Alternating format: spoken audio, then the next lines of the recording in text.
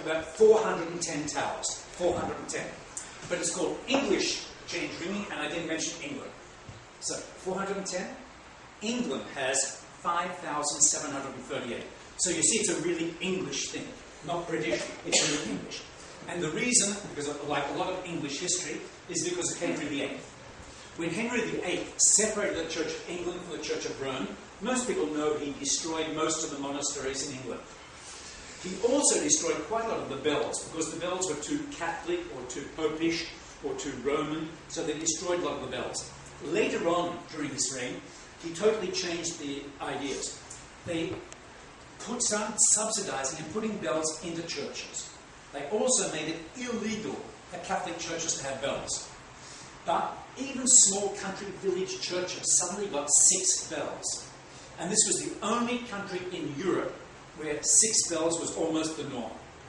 And at exactly, well, roughly that same time, we talk 100 years period, it was the same time they were developing this system of ringing bells. Now, up until medieval times, when you rang a bell, either the bell was hung dead, which means it didn't move, and you simply had a rope and the clapper was pulled against the bell. Or, what we are very unused to now, they had just part of a wheel, a third of a wheel or half a wheel, only part of the wheel, because they would just ring the bell like this. And if you ring the bell like that, you see this side of the wheel is not being used, so they literally only made part of the wheel. And they would just swing it. Now, at that point, with only part of a wheel, they were starting to do what we now call English change ringing.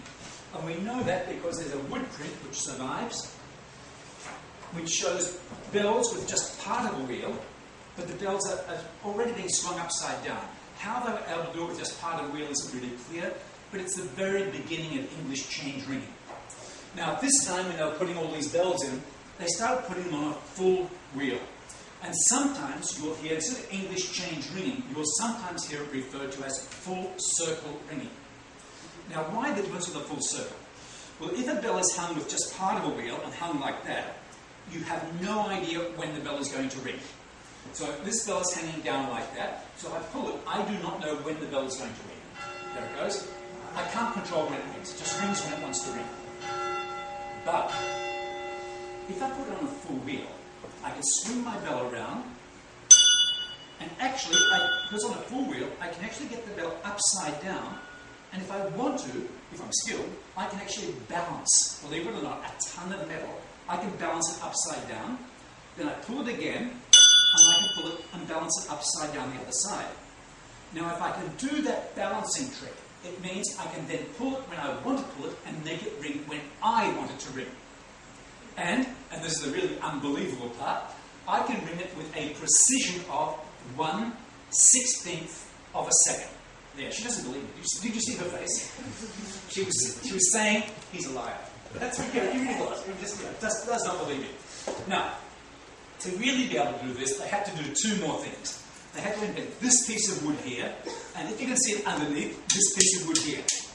That means that when I'm ringing, I come to the balance point each side, but when I finish ringing, I go past the balance point, and I can stand the bell upside down. You like to stand on these 2 pieces of wood. Now, that's what this bell is like at the moment, this one here. It's balanced upside down, like that. Now, I'm going to ring it 2 or 3 times. This bell weighs almost a ton. Therefore, it takes a lot of force and a lot of effort, so I grunt and groan a bit, you will excuse me. And because it's so heavy, I'll only do a few blows. I don't want to exhaust myself in the beginning of the day. After that, this is where the primary school teacher comes in. Some questions, so you have to watch, listen, and answer my questions. Now, as I said, this weighs about a ton, so it takes a lot of force and a lot of effort to ring it. So do excuse me if I grunt and groan. You know, a ton of metal, it's really a lot of weight. So this is a ton of metal. The bell is upside down. The bell is upside down. It's actually floating upside down. And it's floating upside down there. So you can just see this is really exhausting to ring. So I pass the balance point and I can actually stand it upside down. So it's now standing upside down. You notice I have 2 ways of ringing it. My hand's there, which is called the hand stroke. And you notice there's a lot of rope hanging down at the bottom. It goes upside down the other way. There's no rope there because the rope is going the whole way around the wheel, and the bell is upside down again. This is the back stroke. Okay. If First question. Don't calculate this. The first thing that comes into your head. Roughly, how long does it take between when I pull the rope and the bell actually rings? 16. No, that's the precision with which I can ring the bell. A few seconds. Sorry? A few seconds. How many seconds? 2 or 3. 2 or 3 seconds. What? Yes. I'd say about the same. That's saying yes. Any other guesses? 1 second. 1 second. Okay. Now, this is, sorry? Okay. This is the biggest bell. Therefore, it's on the biggest wheel. And like a lot of English change ringing, the measurements are done in the old imperial system. So it's on a wheel of about 6 feet in diameter. Because the wheel is about 6 feet, it takes about 1.5 seconds. This is the smallest bell. Don't forget, each bell is getting smaller and smaller and smaller. This is the smallest bell. And it's on the smallest wheel. It's about 5'8", 5'9". So it takes about 1.25 seconds between when I pull the rope and the bell actually rings. Okay, the next question. This has to be a guess. First number that comes into your head. What would you guess is the speed of the rope as it's going up in kilometers per hour? What would you roughly guess? What's the speed of the rope as the rope is going up? 20. 40. Okay, good. 40. Yes. Pardon? 40. 40? Yep, yes. 15. Ah, yes. Yeah. Come on, take a chance. 5, yeah. 50. 50? Ah, yes. And the correct answer is 13. And the really correct answer is 60. Yeah, 60. Oh. Yeah, you've got the weight of a small car travelling at 60 kilometres an hour and you're controlling with a rope like that. Now, I never believed it. I mean, I know it's true because I've seen the calculations done and I've seen the reference done several times. I know it's 60. But I never believed it until one time I was being a little stupid, was talking to somebody just there, missed that, so the rope caught me on my arm. It burnt right through several layers of skin, and I had to, have a treat. It was. I now believe it's 60. It's really fast. Now, final question, and easiest but hardest. At what point exactly does the bell ring? Now, to help you with that one, I'm going to do it 2 or 3 more times, even though it's totally exhausting. And the clue is to look at my thumbs. Okay? Now, at what point precisely does the bell actually ring?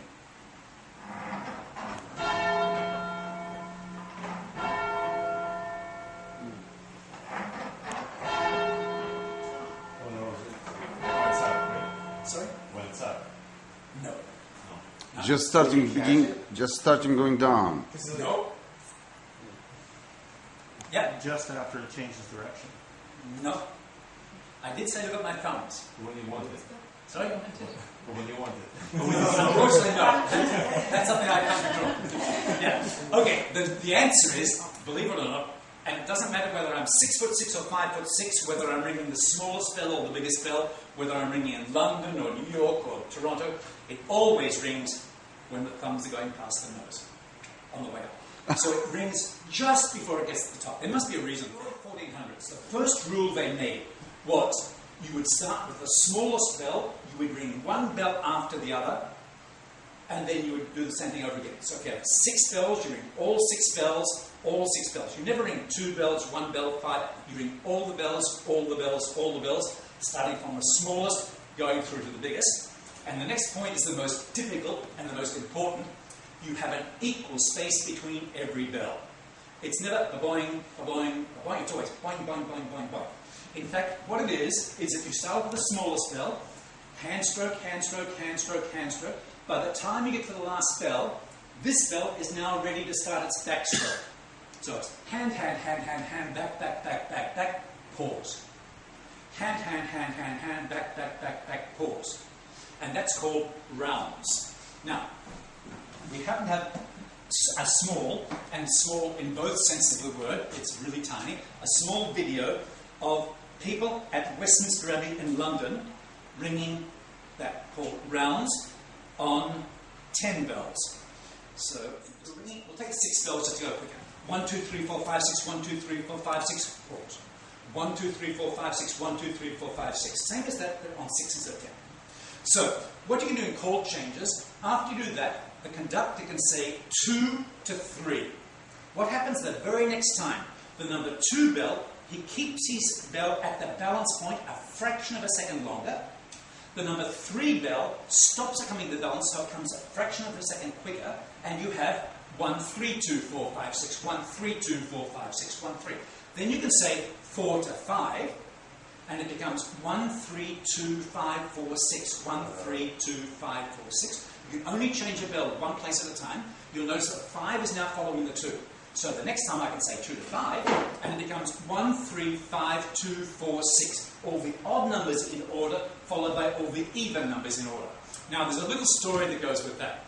The story goes that in the 1500s, Queen Elizabeth I was riding through the countryside with her entourage.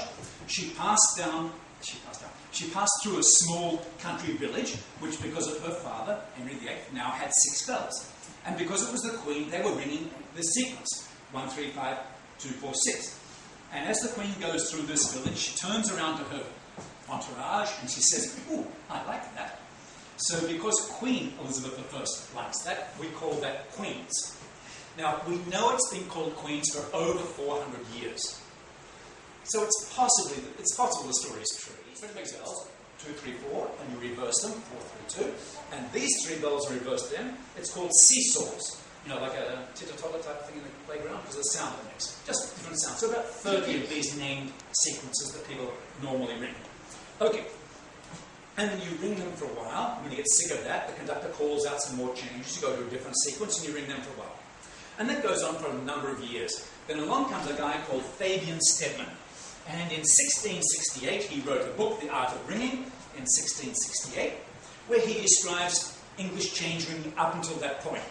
He goes into other details, like how you cast a bell, how you make the wheel, how you tie them. And just another strange thing. We're still using the same knot they used 400 years ago. I mean, with Velcro and other things, we can do much easier things nowadays, but we still stick to the traditional knot. You ring the same thing, you repeat it, you repeat it, you repeat it, then you do some more calls and you repeat it and go. In method ringing, every time you ring your bells, the sequence must change. You change one bell one at a time, but you may never repeat the sequence. Now on the board we have a very simple one. There were 3 at the beginning. It was Plain Bob, Stedman's and Granser. Well, Plain Bob was one of the very early ones. And you'll see that, we look at just the first column. You'll see that there are 2 lines. There's a red line and a blue line.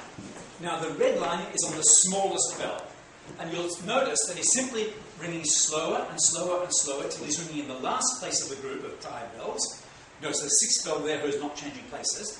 Then he rings 2 blows there. Then he rings quicker and quicker and quicker and quicker till he's ringing in the first place. He rings 2 blows there and he rings,